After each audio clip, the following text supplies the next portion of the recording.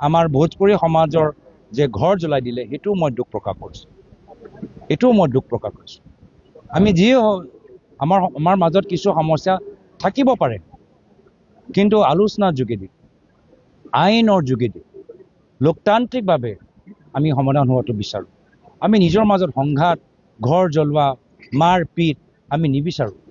কিন্তু এয়া হৈছে হিমন্ত বিশ্ব শৰ্মা ডাঙৰীয়াৰ ৰণকৌশল আজি কোকৰাঝাৰত একে হৈছে তাতো দুটা জনগোষ্ঠীৰ মাজত সংঘাত যি সমন্বয় প্ৰয়াত তৰুণ গগৈদেৱে অসমৰ বিভিন্ন জনগোষ্ঠী জনজাতিৰ মাজত কিমান কষ্ট কৰি 15 বছৰ একদম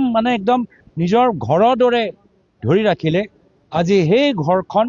হিমন্ত বিশ্ব শৰ্মা ডাঙৰীয়া মাত্ৰ নিজৰ স্বাৰ্থৰ বাবে টচ নচ কৰি পেলাই থৈছে কোনো আজি শান্তিত নাই না বঙালী মানুহ শান্তিত আছে না জনজাতি মানুহ শান্তিত আছে না আদিবাসী মানুহ শান্তি আছে না ভোজপুৰী মানুহ শান্তিত আছে না কাৰ্বি মানুহ শান্তিত আছে কোনো শান্তিত নাই